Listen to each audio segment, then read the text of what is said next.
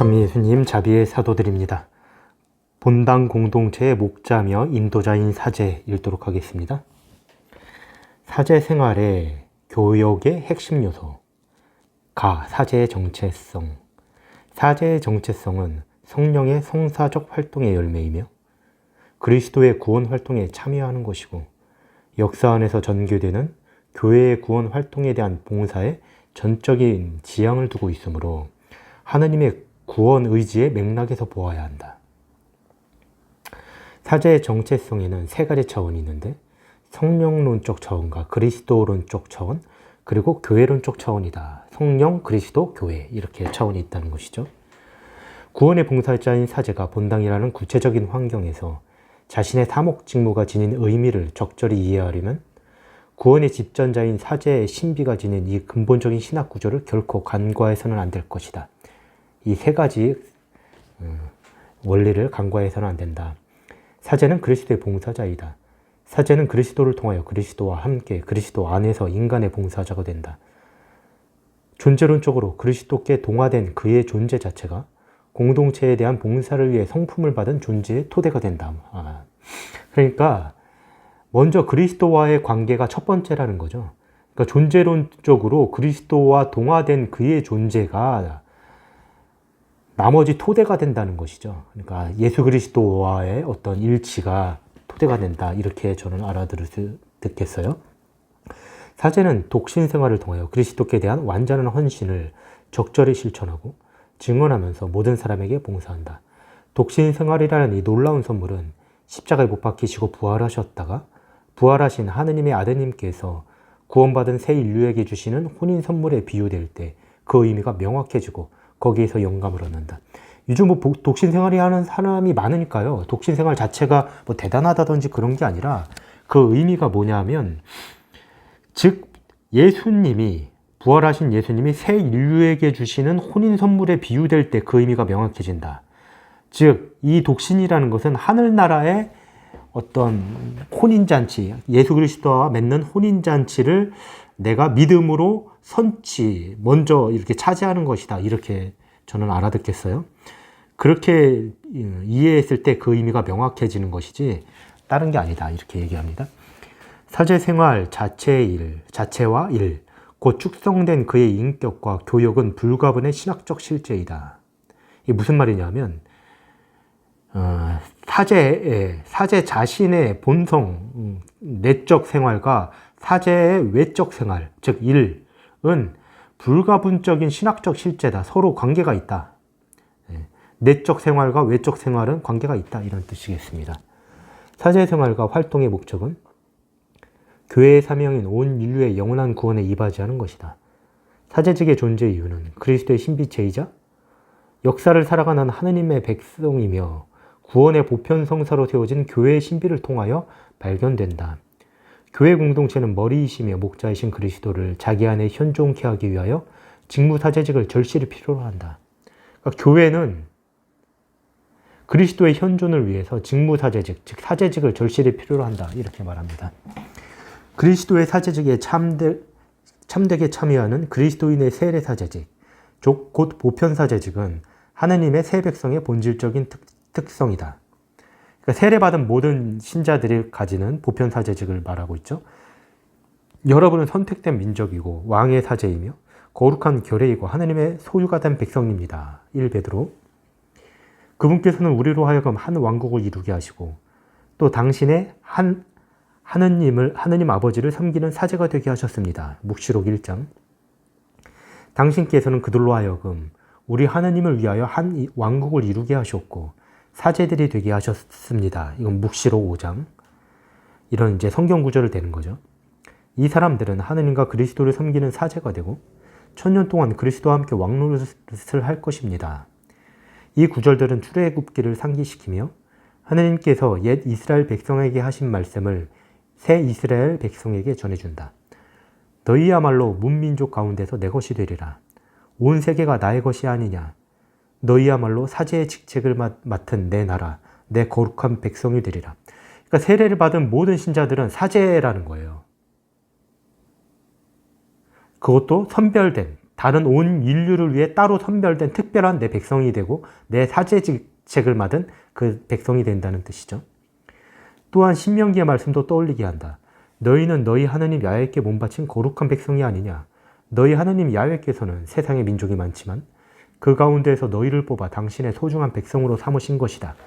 이것과 같이 우리 자신, 세례를 받은 우리 자신도 그런 사제직에 뽑혔다는 것이죠. 이걸 보편 사제직이라고 합니다.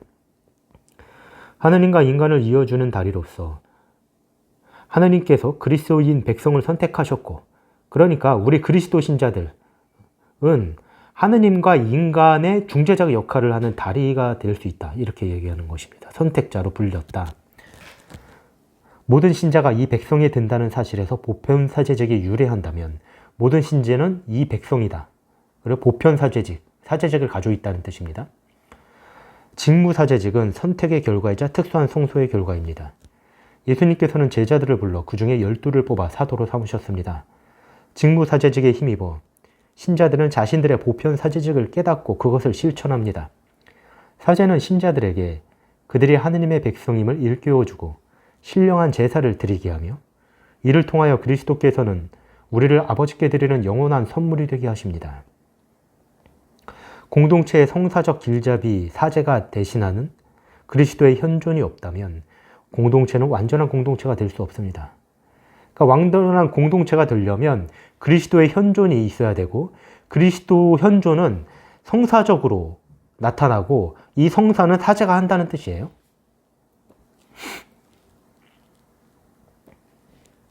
주님께서 이 사제다운 백성 안에 당신의 교육을 세우시고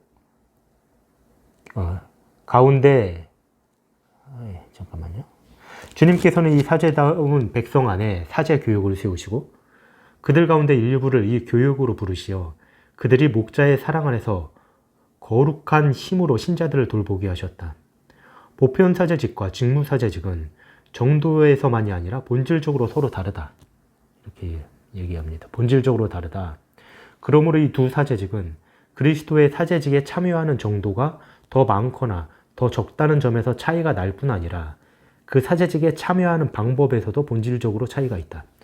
그러니까 보편 사제직과 직무 사제직은 정도나 크기에서 또 본질적인 차이에서도 차이가 있다고 얘기합니다.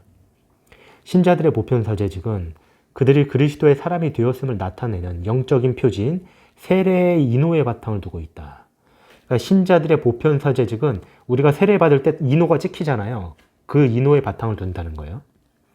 세례의 인호는 그리스도인들이 교회의 거룩한 전례에 활기 있게 참여하여 하나님을 섬기며 거룩한 삶을 증언하고 극기와 사랑을 실천함으로써 세례에 의한 그들의 사제직을 수행할 수 있게 하며 이를 촉구한다. 다른 한편 직무사제직은 성품 성사를 받은 성사적 인호를 바탕으로 한다. 그러니까 세례받은 인호가 아니라 성사적 인호, 성품적 인호를 바탕으로 한다는 거예요. 성품 성사로서 사제는 그리스도와 일치되어 머리이신 그리스도를 대신하여 행동하며 희생제사를 봉헌하고 죄를 용서하는 거룩한 힘을 발휘할 수 있다. 세례받은 사람들 가운데에서 직무사제직의 은총을 받은 사람들에게 새롭고 특수한 사명이 성사적으로 부여된다. 그것은 곧 하느님의 백성 가운데에서 교회의 머리이시고 목자이신 그리스도의 삼중 직무, 예언자직, 사제직, 왕직을 구현하는 것이다. 사제들은 이러한 특수한 역할을 수행함으로써 머리이신 그리스도를 대신하고 나아가 같은 방식으로 교회 이름으로 행동한다. 그러므로 우리의 성사적 사제직은 위계적이며 직무적이기도 하다. 우리의 사제직은 신자 공동체에 대한 특별한 교역, 곧 봉사이다. 그러나 이것은 신자 공동체나 그들의 요청 또는 위임에서 유래하는 것이 아니다. 오히려 이 교역은 그리스도와 그분의 충만한 사제직에서 오는 공동체를 위한 선물이다. 이게 무슨 말이냐면 신자들의 공동체의 필요성에 의해서 신자들이 사제를 임명하고 또는 고용하고 그런 게 아니라는 거예요. 신자들의 요청이나 위임 그런 게 아니라는 거예요. 그러니까 이제 개신교는 왜 장로교는 장로들이 뭐 목사님을 모셔다가 뭐 그런 식이잖아요. 그게 민주적인 거거든요. 민주적으로 우리의 필요에 의해서 무슨 대표를 선출한다든지 뭐 이런 건데 예를 들면 그런 게 아니라 그리스도와 그분의 충만한 사제직에서 오는 공동체를 위한 선물이다. 즉 위에서 공동체를 위해서 내려주는 선물이라는 거예요. 이러한 사실을 생각할 때 우리는 우리의 사제직이 어떤 이유로 위계적인지, 다시 말해 우리의 사제직이 사제다운 백성을 가르치고 다스리는 능력과 어떻게 결부되어 있으며 또 어떻게 해서 그 때문에 직무적이기도 한지를 이해할 수 있다. 그러니까 예수님께서 그 직무를 맡기셨기 때문에 직무적이라고 할 수 있다는 거예요. 우리가 수행하는 직무를 통해서 그리스도께서는 우리의 구원 활동에서 하느님 아버지를 끊임없이 도와드리신다. 우리가 그리스도를 대신하여 합당한 성찬의 희생제사를 드리고자 한다면 우리의 모든 사제생활은 이러한 봉사정신으로 깊이 고취되어야 마땅하다. 이건 중요한 얘기죠. 그러니까 네가 합당한 희생제사, 미사를 드리고자 한다면 너의 모든 생활은 정말 이런 깊은 봉사정신으로 깊이 고취되어야 마땅하다. 이렇게 얘기합니다. 최근 교회는 사제의 정체성이라는 문제를 겪고 있다. 이 문제는 그리스도의 사제직에 참여하는 두 가지 방식을 간혹 신학적으로 분명하게 이해하지 못하는 데서 연유한다. 즉 직무사제직과 보편사제직은 분명한 구별이 있다 이렇게 얘기하는 거예요.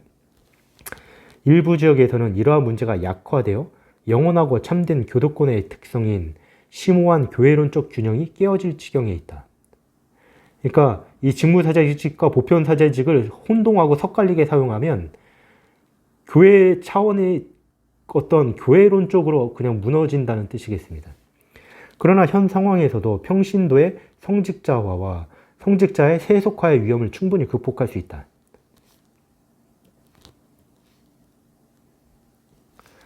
사제의 부족으로 예배와 신앙 전달, 사목 협력 등의 분야에서 평신도들의 참여가 늘어나면서 일부 성직자와 평신도들은 교회와 그들 자신의 존재론적 성사적 자격이 허용하는 경계를 넘어서려는 유혹에 빠지기도 하였다. 그러니까 존재론적이나 성사론적으로 일반 신자는 할 수 없는 부분이 있다는 거예요. 사제도 마찬가지고 자기가 분명히 받은 역할이 있다는 거예요. 그 결과 사회 구조들 안에서부터 성화시키는 평신도의 고유한 사명이 이론적으로나 실제적으로 과소평가되었다. 그러니까 평신도들만이 가지고 있는 독특한 특징이 무엇이냐면 사회 안에서 활동한다는 거예요. 세상 안에서. 신부는 그렇지 않고요. 사제는 일단 신자들을 위해서 존재한다는 것이죠. 이와 같은 정체성의 위기는 또한 교회 친교에서 사제들의 절대적이고 고유한 역할을 불분명하게 함으로써 일부 성직자의 세속화를 불러왔다. 그러니까 성직자의 세속화란 무엇을 뜻하는가가 나와요. 사제가 세속적으로 죄를 진다는 뜻이 아니고 여기서는 뭐냐 하면 자신의 절대적이고 고유한 역할을 불분명하게 한다는 거예요. 이거 잘못이라는 거예요. 사제는 분명히 자신의 절대적이고 고유한 역할이 있다는 뜻입니다. 이거를 불분명하게 함. 왜 그런지 모르겠지만 때로는 무슨 말도 안 되는 겸손이라는 이유로 그럴 수도 있겠지만 그렇게 해서는 안 된다는 얘기죠. 교회에서는 제2의 그리스도인 사제는 본질적인 구원 활동의 교역자이다. 머리이신 그리스도를 대신하는 사제는 빵과 포도주를 그리스도의 살과 피로 변화시키는 희생제사의 능력과 복음을 선포하는 권위, 성사적 용서를 통하여 죄악을 이기는 능력에 힘입어 고해성사, 교회가 그가 맡은 본당 안에서 생명과 활력의 원천이 된다. 사제 자신이 이 영적 생명의 원천은 아니다. 사제 스스로 그 모든 고난의 원천이 아니라는 거죠. 당연하죠. 예수님의 도구일 뿐이니까. 오히려 그것은 하느님의 모든 백성에게 그 생명을 나누어 주시는 분에게서 온다. 즉 그리스도에게서 온다는 거예요. 성령의 도유를 받은 사제는 성사의 지성소에 들어가는 봉사자이다. 그 지성소는 십자가에 못 박혀 돌아가시고 부활하시어 구원의 원천이 되신 예수 그리스도이시다. 이렇게 얘기합니다. 사제직의 원천에 대해서 얘기하고 사제는 봉사할 뿐이다. 다시 한번 강조하고 있습니다. 사제는 영원하신 대사제의 어머니이신 성모님과 함께 방식은 달라도 다시 말해 복되신 동정녀께서는 강생을 통하여 사제는 성품 성사의 능력을 통하여 하느님과 인간 사이의 구원의 대화를 위한 도구가 된다는 걸 깨닫는다. 복되신 동정 성모님과 사제의 관계는 보호와 도움의 필요성에 바탕을 두고 있을 뿐만 아니라 성모님의 현존, 곧 교회가 그리스도의 신비를 살아가도록 하는 효과적인 현존이라는 객관적인 사실에 대한 인식에 더 바탕을 두고 있다. 이게 무슨 말이야? 성모님 현존. 이건 나중에 지금 정확하게 좀 더 묵상을 해봐야 될 것 같아요. 일단 넘어갑시다. 당신의 신비체의 머리이신 목자이신 그리스도의 지도 활동에 참여하는 사제는 사목 차원에서 모든 신자를 다스리고 섬기는 친교의 인간이 될 특별한 권한을 특별히 부여받았다. 사제는 머리이신 그리스도와 그 지체들 사이의 일치뿐만 아니라 지체들 상호 간의 일치를 증진시키고 유지하는 임무를 맡았다. 그러니까 사제는 하느님과 신자들 간의 친교를 어느 정도 도와줄 뿐만 아니라 신자들 간의 친교를 도와주는 임무도 있다는 거예요. 사제는 자신의 성소로서 이러한 두 가지 차원의 그리스도의 목자적 역할을 일치시키고 거기에 이바지한다. 교회 생활이 발전하려면 이러한 친교와 지도, 봉사의 교육으로만 얻을 수 있는 힘이 필요하다. 이를 위해서는 또한 그리스도께 온전히 동화된 사제들이 필요하다. 그러니까 사제의 자질에 대해서 얘기하는 거예요. 계속. 사제들의 성소는 그리스도의 완전한 전유물이 되는 것이다. 사제라는 건 다른 게 아니라 첫째, 그리스도와의 일치라는 거예요. 계속 얘기해요. 그러니까 자신을 죄에서 보호하고 스스로 노력하고 당연히 그리스도께 일치하려고 노력하는 것이 중요하다고 처음부터 계속 얘기하고 있는 것이죠. 교회 생활에서는 목자이신 그리스도께서 보여주신 모든 덕을 그리스도 안에서 그리스도와 함께 실천하며 십자가에 못 박히시고 돌아가셨다가 부활하신 하느님의 외아드님께서 구원받은 새 인류에게 신랑으로서 모든 것을 내어주시는 그 헌신에 동화되어 그 동화에서 영광과 활력을 얻는 사제들이 필요하다. 이게 무슨 말이냐면 예수 그리스도께서 인류를 위해서 당신 자신을 내어주셨듯이 사제도 거기에서 영감과 활력을 얻으라는 뜻으로 이렇게 뜻이라는 거죠. 교회 생활에서 모든 사람, 특히 가장 궁핍한 사람들과 하나가 되고 형제로서 자신을 내어주는 행위의 원천이 되고자 하는 사제들이 필요하다. 강조해요. 교회 생활에서 모든 사람, 그 중에서 특히 가장 가난한 사람을 또 강조합니다. 사제는 가난한 사람들을 우선적으로 생각해야 된다는 거죠. 교회 생활에서 사제인 자신들의 정체성이 착한 목자이신 그리스도에게서 온다는 것을 인정하고 내적으로 그분의 모습을 따라 살며 외적으로도 모든 사람이 즉각 알아볼 수 있도록 그분의 모습을 보여주는 사람들이 필요하다. 이렇게 얘기합니다. 사제는 그리스도의 예언직에 참여하는 말씀의 교육을 통해서 교회의 머리이신 그리스도를 드러낸다. 사제는 그리스도를 대신하여 그리스도의 이름으로 모든 사람을 회개와 성독으로 부르는 복음 말씀의 교육자가 된다. 사제는 하느님의 위대함을 찬미하고 그분 자비에 감사를 드리는 예배에서 말씀의 봉사자가 된다. 사제는 은총의 실질적 원천인 성사들에서 말씀의 봉사자가 된다. 사제는 이렇게 다양한 방식으로 성령의 힘을 얻어 그리스도의 교회 안에서 그분의 가르침을 계속한다. 삶의 일치. 사제들에게 맡겨진 교역은 그 자체로 예수 그리스도께 성사적으로 거룩하게 동화되는 것이기 때문에 사제들은 성덕을 쌓고자 더욱더 노력하여야 한다.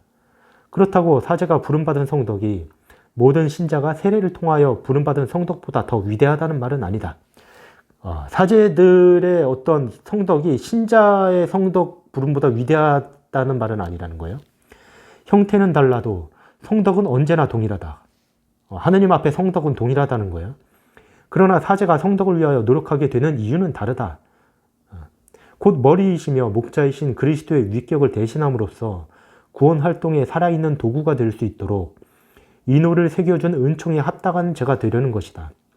그러므로 사제는 영원한 사제로서 자신의 교육을 수행하면서 하느님 아버지의 뜻을 깨닫고 자기에게 맡겨진 양떼를 위하여 자신을 내어줌으로써 자신을 주님과 결합시켜 모든 일에서 주님의 모범을 따르도록 노력하여야 한다. 삶의 일치, 곧 영성생활과 교육활동의 내적 일치는 하느님의 뜻에 대한 공경과 목자다운 사랑에 바탕을 둔다. 그러니까 내적 생활과 외적 생활은 사랑에 바탕을 둔다는 거죠. 목자다운 사랑에 바탕을 둔 이러한 삶의 일치 안에서 이루어지는 성장은 충실한 기도 생활로 크게 촉진되어 사제는 사랑의 증인이 되는 동시에 영성생활의 스승이 된다. 그러니까 이 사랑이 목자다운 사랑에 바탕을 두는 이것은 기도 생활로 촉진이 되기 때문에 이 사랑의 증인이 되는 동시에 기도 생활의 어떤 전문가로서 영성생활의 스승도 된다는 뜻입니다. 그렇게 해야 된다는 거예요. 교회의 역사는 참으로 철저한 목자적 희생으로 빛나는 모범들을 상기시켜준다. 영혼 사목을 위한 너그럽고 지칠 줄 모르는 헌신과 수독과 깊은 영성생활에 대한 투신을 통하여 거룩함에 이른 수많은 거룩한 사제들이 여기에 포함된다. 이들 가운데에서 본당 사제의 수호자이신 성 요한 마리아 비안네 신부도 있다. 그리스도께 대한 사랑과 그에 따른 목자다운 사랑으로 불탔던 이들 사제들은 복음의 생생한 표현이다. 현대 문화의 일부 풍조는 내적 덕목, 금욕과 영성을 세계와 사람들의 문제를 이해할 줄 모르는 자기 반성이나 소외 또는 이기주의 형태로 여긴다. 그러니까 세상은 우리의 어떤 수덕 생활을 잘 이해 못한다는 뜻이에요. 어떤 경우에 이런 풍조는 사회학자로서 심리치료사, 정치가에서 관리자에 이르기까지 가지각색의 사제상을 낳게 하였으며 나아가 은둔사제라는 개념을 낳기까지 하였다. 이러한 상황에서 사제는 언제나 존재론적으로 축성된 사람임을 상기하여야 한다. 사제의 기본 정체성은 그가 성품 성사를 통하여 부여받은 인호, 목자의 은총을 이끌어내는 인호에서 찾아야 한다. 사제의 기본 정체성은 인호에 있다는 거예요. 서품성사, 인호에 있다. 그러므로 사제는 다름 아닌 사제로서 자신이 할 일을 언제나 알고 있어야 한다. 요한 보스코 성인이 말하듯이 사제는 재단에서는 사제이고 고에서도 사제이며 학교에서도 사제이고 길거리에서도 사제이며 어디서나 사제이다. 그러니까 존재론적으로 사제답게 살아야 한다는 거죠.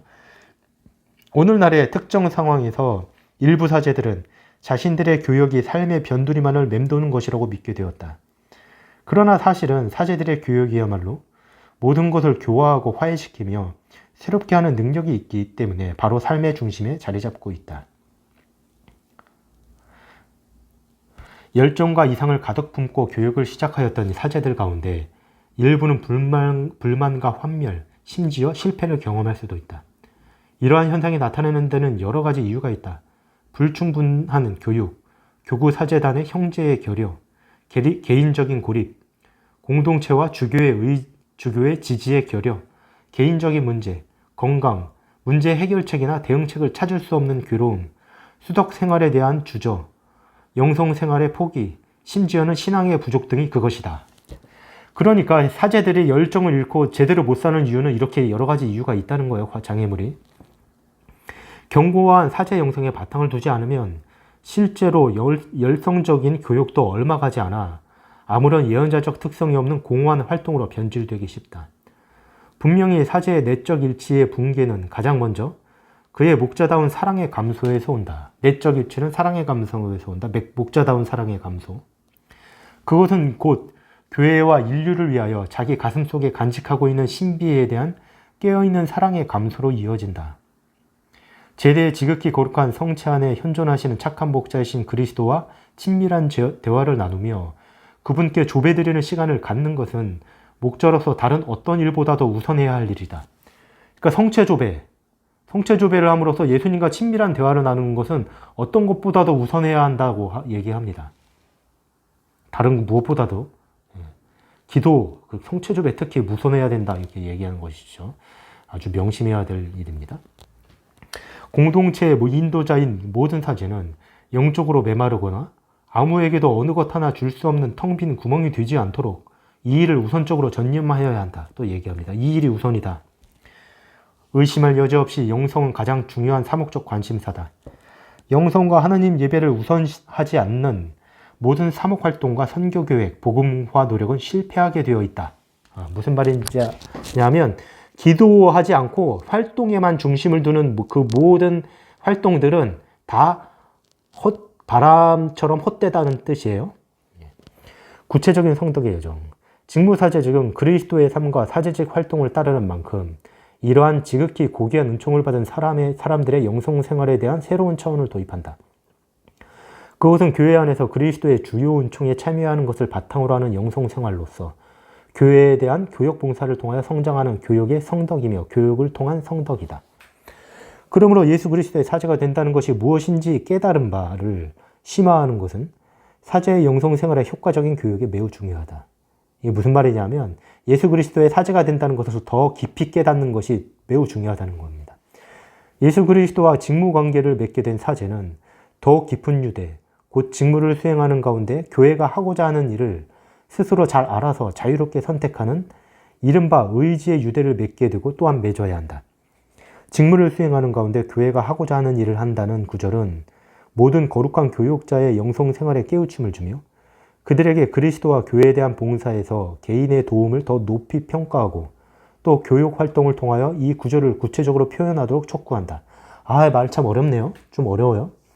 이러한 의미에서 의지는 교회 안에서 교회를 통하여 그리스도의 행위와 맺는 관계를 의미하며 또한 그분 뜻에 순종하고 그분의 명령에 충실하며 그분의 행위를 따르는 것을 의미한다. 거룩한 교육은 그리스도와 그분의 신비체인 교회가 활동하도록 하는 도구이다. 이것은 변함없는 개인의 기질이다. 이러한 새로운 유대는 그 본질상 갈수록 광범위하고 깊이 있게 자리 잡아가기 때문에 사제의 정신과 정서 그리고 삶 자체에 영향을 미치게 되어 사제가 수행하는 직무 활동에 어울리는 일련의 도덕적이고 영성적인 기질들을 창출해내게 된다. 사제의 영성은 주 예수 그리스도께 가까이 다가가 그분과 인격적인 만남을 가지고 우정을 나누며 그분의 직무 사명에 동참하고 그분의 신비체이며 신부인 교회의 위격 안에서 그분의 위격을 사랑하고 섬기는 분위기를 필요로 한다. 교회 안에서 살며 교회의 직무 봉사에 헌신하는 것은 주 예수 그리스도께 대한 깊은 사랑을 의미한다. 이 목자다운 사랑은 주로 성찬의 희생제사에서 흘러나온다. 따라서 성찬예는 모든 사제 생활의 중심이며 근원이다. 미사 말하는 거죠. 사제의 정신은 희생재단에서 이루어지는 것을 자기 것으로 삼아야 한다. 이것은 사제들 자신이 기도를 통하여 그리스도의 신비 속으로 언제나 더욱 깊이 파고들지 않으면 결코 이루어질 수 없다. 미사가 중심이지만 이 미사의 중심으로 파고들려면 기도의 노력이 필요하다는 것이죠. 복되신 동정 마리아께서는 구세주와 결합되어 그 신비를 파고들며 우리를 도와주러 오신다. 또 이제 성모님이 나와요. 우리가 거룩한 미사를 거행할 때 하느님의 아드님의 어머니께서 우리 가운데 계시며 우리를 아드님의 구원의 희생제사의 신비로 인도하시기 때문이다. 그러므로 성모님께서는 이 희생제사에서 흘러나와 교회의 모든 신자에게로 전해지는 모든 은총의 중재자시다. 실제로 성모님께서는 십자가를 통하여 세상을 구원하시려는 그리스도의 뜻을 함께 나누심으로써 유일하게 사제이신 그리스도의 희생제사에 동참하셨다. 그러니까 예수님께서 희생제사 십자가를 질 때 성모님도 같이 동참했다는 거예요. 성모님께서는 사제이며 제물이신 그리스도의 봉헌에 함께 하신 최초의 완전한 영적 동반자이다. 그리스도의 영적 동반자라는 거예요. 그러므로 성모님께서는 교육자로서 당신 아드님의 사제직에 동참하는 사제들에게 사제직이 요구하는 영적 희생의 요구에 더욱 부합하는 은총을 얻어주실 수 있다. 왜냐하면 그 동반자로서 제 첫 번째 사제라고도 불릴 수 있다는 것이죠. 특히 성모님께서는 구원의 희생제사에 더욱 헌신적으로 참여하도록 고무하는 시련들 앞에서 믿음과 바람과 인내의 은총을 얻어주실 수 있다. 사제에게 성찬례는 사제직을 수행할 때나 영성생활을 할 때나 진정한 중심점이 되어야 한다. 또 강조해요, 미사를. 교회의 모든 영적 선익은 성찬례에서 나오며 성찬례는 그 자체로 모든 복음화의 원천이며 정점이기 때문이다. 미사를 또 강조하죠. 원천이며 정점이다. 그러므로 미사의 거룩한 희생제사를 바치기 전에 합당한 준비를 하고 날마다 희생제사를 거행하며 감사를 드리고 하루 중 언제라도 거룩한 성체조배를 하는 것이 중요하다. 미사를 위해서라도 성체조배를 해라, 이런 뜻이겠어요? 사제는 성찬의 희생제사를 날마다 거행할 뿐 아니라 기꺼이 수행하는 중대한 의무로서 성물도를 바친다. 사제는 제대 위에서는 그리스도의 희생제사를 바치고 또 온 교회와 함께한 성물도를 바치면서 신자들에게 하느님이시며 목자이신 그리스도의 현존을 드러내고 그분께 대한 사랑을 키운다. 사제는 모든 신자를 대신하여 하느님께 말씀드리며 사실상 교회의 입이 되는 특권을 받았다. 그러니까 성물도를 바칠 때 모든 신자를 대신해서 하느님께 기도를 드린다는 거예요. 근데 저는 성물도를 그렇게까지 잘 모르겠더라고요. 재미도 이렇게 말해도 될지 모르겠지만 그렇게 재미도 잘 모르겠고 그냥 너무 대충 바치는 경향이 제가 있어서 그거 아무리 안 그러려고 해도 혼자 바치면 그냥 너무 빨리 바치게 되고 잘 안 되더라고요. 그렇다 사람들하고 바치면은 되는데 혼자 바치면 그냥 눈으로 읽게 되니까 그냥 해요. 그냥 대충. 사제는 그리스도 찬미에서 부족한 것을 성물도에서 보충하며 공인된 대표로서 세상의 구원을 위하여 드리는 그의 전구는 가장 효과적인 것들 가운데 하나다. 와, 성물도가 이 정도라는 거예요? 그럼 더 열심히 바쳐야 되는데. 교회 규율에 대한 사제의 충실성. 봉사자가 된다는 것을 인식한다는 것은 그리스도의 몸인 교회의 유기적 행위를 인식한다는 것을 의미한다. 교회의 생활과 사명이 발전하려면 행동을 규제하는 질서와 규칙과 법령, 한마디로 규율 체계가 필요하다. 표현 자체부터 시작하여 교회 규율에 대한 편견을 극복하여야 한다. 교회 규율을 언급하거나 교회 규율이 요구하는 바를 이행하도록 요구하는 것을 두려워해서는 안 된다. 교회 규율의 규범이 지켜질 때 긴장을 피할 수 있으며 그렇지 않을 경우 긴장은 교회가 복음화 사명을 수행하는 데 필요한 단일한 사목 효과를 떨어뜨릴 것이다. 그러니까 교회법, 교회 규칙을 지키는 것의 유익함을 얘기하는 거예요. 자신의 직무 책임을 성숙하게 받아들인다면 교회가 사회적이고 가시적인 조직체이기 때문에 규범을 가져야 한다는 사실을 당연하게 여기게 된다. 교회는 사회적이고 가시적인 조직체이기 때문에 규범이 있다는 거예요. 당연한 거라는 거예요. 그것은 교회의 교계적인 제도와 조직의 구조가 가시적이 되도록 하기 위함이고 하느님께서 교회에게 맡기신 직무, 특히 거룩한 권한과 성사가 올바르게 집행되도록 하기 위함이다. 예수 그리스도와 그분의 신비체인 교회의 봉사자임을 의식하는 것은 법 규범에 구체적으로 표현된 교회의 뜻에 충실하다는 의미이기도 하다. 교회법의 목적은 그리스도교 생활에 더욱 완벽을 기함으로써 교회의 구원 사명을 더욱 잘 완수하는 것이다. 그러므로 교회법은 선의를 가지고 성실하게 준수하여야 한다. 교회의 규율의 여러 가지 측면 가운데 특히 중요한 것은 교회의 전례의 법규와 규율을 따르는 것. 다시 말해서 영원한 대사자이신 그리스도와 그분의 신비체인 교회의 뜻에 따라 하느님 예배를 체계화하는 규범에 충실한 것이다. 거룩한 전례는 예수 그리스도의 사제직을 수행하는 것이며 탁월하게 거룩한 행위이고 교회의 활동이 지향하는 정점이며 동시에 거기에서 교회의 모든 힘이 흘러나오는 원천이다. 또 한 번 미사에 대해서 강조하고 있어요. 미사 얘기하고 있는 거죠. 그러므로 이 영역에서 사제는 자신이 봉사자라는 것과 하나님과 교회 앞에서 자유롭고 엄숙하게 발표한 서약에 따라 행동할 의무를 더욱더 자각하여야 한다. 거룩한 전례를 규정하는 것은 오로지 교회의 권위에만 곧 사도자와 법 규범에 따라 주교에게 매여 있다. 그러니까 전례를 막 바꾸지 말라 이렇게 저는 알아듣겠어요. 오직 교회의 권위와 주교에만 유보되어 있다는 것입니다. 그러므로 다른 그 누구도 비록 사제일지라도 결코 자기 마음대로 전례에 어떤 것을 더하거나 빼거나 바꾸지 못한다 이렇게 얘기합니다. 주교님이 허락해야 된다는 거예요. 거룩한 성찬례 거행에서 보이는 독단과 주관적인 표현, 즉흥성, 규정 위반은 그리스도의 희생제사인 거룩한 성찬례의 본질과 분명히 모순되는 것이다. 막 바꾸지 말라는 거예요. 기도문에 대해서. 자기 마음대로 주관적으로 표현하고 즉흥적으로 하지 말라는 거죠.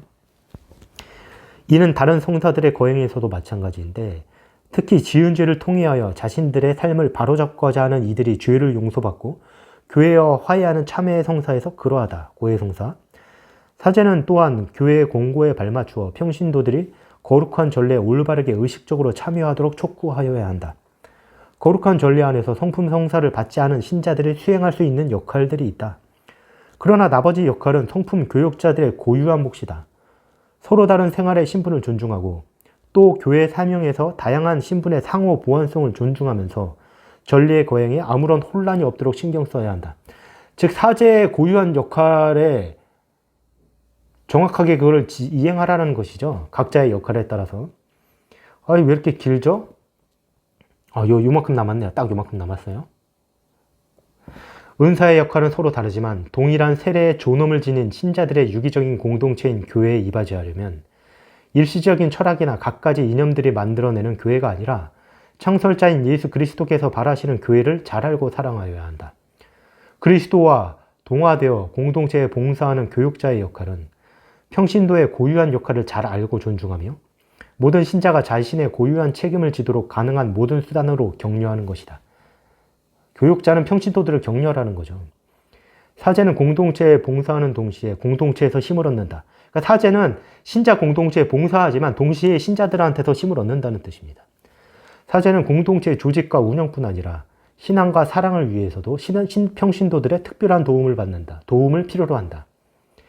사제의 신앙과 일반 신자들의 신앙 사이에서는 일종의 삼투성이 있다. 서로 관계가 있다는 것이죠. 사제가 어려움에 있을 때 그리스도인 과정과 열심한 공동체가 그를 돕기도 한다. 또한 사제는 교회의 귀중한 보아이며 교회 안에서 성령의 활동을 증언하는 봉헌 생활을 통하여 그리스도를 따르는 것이 무엇인지를 잘 알고 높이 평가하며 존중하는 것도 중요하다. 봉헌 생활자를 얘기하는 것 같아요. 수도자들.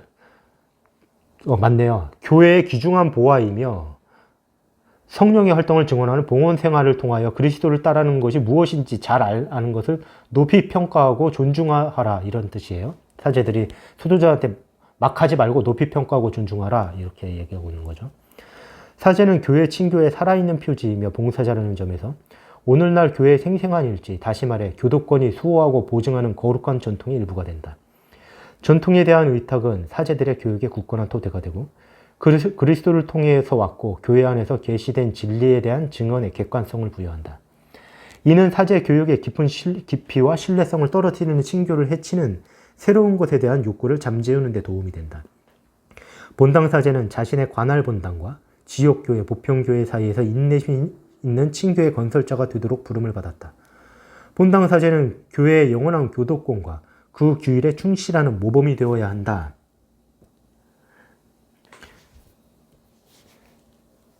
개별 교회 속에 있다는 사실 자체가 그리스도교적인 영성에 따라 살아가는데 결정적인 요소가 된다는 것을 사제는 깨달아야 한다. 그러니까 이게 무슨 말이냐면 그 교구에 속해 있다는 것이 어떤 것이냐, 이렇게 얘기하는 거죠. 이런 의미에서 사제란 자신의 개별 교회에 속해 있다는 사실과 거기에 헌신한다는 사실에서 목자로서 자신의 사명과 영성 생활을 결정하는 데 근간이 되는 행동 기준과 판별 기준을 비롯하여 많은 의미를 발견하는 것이다. 뭐냐 하면 개별 교회라는 건 교구를 얘기해요. 각 교구에 속해 있다는 사실이 그 사람들의 행동의 기준이 된다는 거예요. 그 교구를 위해서 일한다는 것이 다른 것의 기준이 된다는 뜻으로 저는 알아들었어요. 이것은 분명하게 이해해야 할 중요한 사안이다. 곧 사제가 개별 교회 이론으로, 곧 그 교구의 이론으로 거기에 헌신하는 사람이라고 해서 사제의 활동과 생활이 개별 교회에만 국한되는 것은 또 아니다. 개별 교회의 본질로 보나 사제직의 본질로 보나 그런 식의 제약은 있을 수 없다. 교구 입적의 개념이 제2판 바칙한 공의에 의해 변화되어 뒤이어 교회 법전에 그대로 받아들여짐으로써 사제들의 교육을 지리적뿐 아니라 특히 심리적으로, 더 나아가 신학적으로 지나치게 제한하는 위험을 극복하게 되었다. 하나의 개별 교회에 소속되어 있다는 것, 즉 교구에 소속되어 있다는 것, 그리고 그 내적 친교의 목자로서 봉사한다는 것은 교회적인 요소로서 이는 본질적으로 사제 생활과 활동을 통합시켜주며 사제들에게 일정한 사목 목표와 목적, 특수 임무에 대한 개인적인 헌신, 사목적 만남과 공통의 관심사로 이루어진 특별한 구조를 제공한다. 왜 이렇게 어렵게 얘기했어? 그냥 교구의 이익을 위해서 일하는 것이 자신의 사명에 대한 이해가 빠르게 될 수 있다. 이렇게 알아들을 수 있을 것 같아요. 개별 교회를 더욱 실제적으로 알고 사랑하며 교구를 알고 사랑한다는 뜻이죠. 교회의 구성원과 교회에 대한 헌신을 더 잘 이해하고 자기 목숨을 바쳐가면서까지 교회에 봉사함으로써 교회를 통하여 성화될 수 있으려면 거룩한 교육자는 보편교회가 모든 개별 교회에서 선행하는 존재론적이며 시간적인 실제임을 언제나 잊지 말아야 한다. 그러니까 내가 개별 교구에 속해 있지만 사실은 이 보편교회, 가톨릭 교회라는 것이 언제나 먼저 안에 존재하며 선행한다는 거예요. 사실 보편교회는 모든 개별 교회의 총합이 아니다. 개별 교회들은 보편교회 안에서 보편교회와 함께 지리적으로 심리적, 지적 경계를 초월하는 개인과 은사, 영성 전통의 참된 친교의 실제에 열려 있어야 된다. 왜 이렇게 어려워? 사제들은 교회가 하나임을 분명하게 인식하여야 한다. 비록 교구에 있지만 가톨릭 교회라는 뜻이라고 이제 이해하면 될 것 같아요. 개별성 안에 언제나 보편성이 충만하여야 한다. 그죠? 가톨릭 교회 안에 있다는 거예요, 우리가. 이를 보장하는 필수 조건은 베드로조와 맺는 깊고 참되고 활기찬 친교의 유대이다. 이에 대한 구체적인 표현은 교황문서와 교황청 부서에서 펴내는 다른 문서들을 받아들여서 보급하고 성실하게 적용하는 것이다. 그러니까 교황청에서 나오는 문서들을 잘 읽어보고 잘 적용하라, 이 뜻이겠어요? 우리는 지금까지 모든 사제의 생활과 활동에 대해서 고찰해 보았다. 이제부터는 특별히 본당 사제로 임명된 사제들에 대해서 집중적으로 성찰해 보고자 한다. 요거는 다음 시간에 읽을게요. 본당 사제에 대해서.